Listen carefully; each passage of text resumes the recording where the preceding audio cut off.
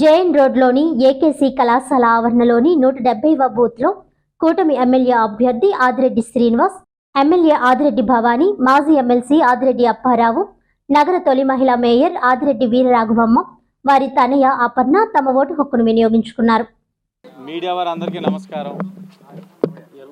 మార్పు చాలా స్పష్టంగా కనబడతా ఉంది. ప్రతి బూత్లో కూడా ప్రజలకు పలకరించుతున్న తీరు చూస్తూ ఉంటే వాళ్ళందరూ కూడా మార్పును కోరుకుంటా ఉన్నారు. అధికారుల నిర్లక్ష్యం చాలా స్పష్టంగా కనబడతా ఉంది. అది కూడా జనాలు ఉదయం నుంచే ఏడో గంట నుంచే వేలాదిగా నిలబడతా ఉన్నారు.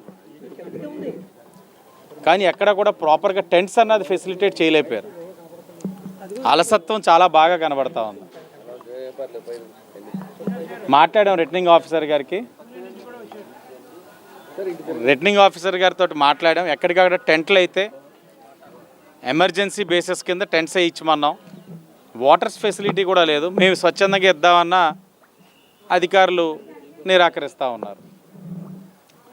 ఇన్ని ఇబ్బందులు ఉన్నా కూడా ప్రజలు ఎవరు కూడా వెనుదిరగట్ల. తప్పకుండా ఓటు వేయాలి, మార్పు రావాలన్న ఆలోచనతో ప్రజలందరూ కూడా ఎండను సైతం లెక్క చేయకుండా అలా నుంచుంటూనే ఉంటా ఉన్నారు. పక్క రాష్ట్రాల నుంచి, విదేశాల నుంచి కూడా ఓటును వినియోగించుకోవడానికి చాలామంది కనబడతా ఉన్నారు.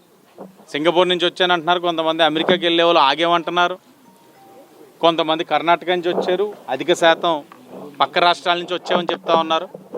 వాళ్ళందరూ కూడా ఓటుని సద్వినియోగపరుచుకుంటా ఉన్నారు. ఏ రాష్ట్రంలో ఉన్నా కూడా వాళ్ళు ఓటుని సద్వినియోగపరుచుకుంటున్నారు. శుభపరిణామం. మార్పు అయితే అనివార్యం. తప్పకుండా రాష్ట్రం బాగుండాలని ఎంపీగా ఎమ్మెల్యేగా కూడా ఎన్డీఏ కూటమికి విశేషమైన స్పందన వస్తూ ఉంది రాజమండ్రి సిటీలో. ఓటింగ్ చాలా బాగా అవుతుందండి. మనము చూస్తున్నాం నిన్నటి నుంచి కూడా మనకి ఏదైతే మీడియాలో చూస్తున్నాము, లేకపోతే బయట మనం కలుస్తున్నప్పుడు తెలుస్తూ ఉంది.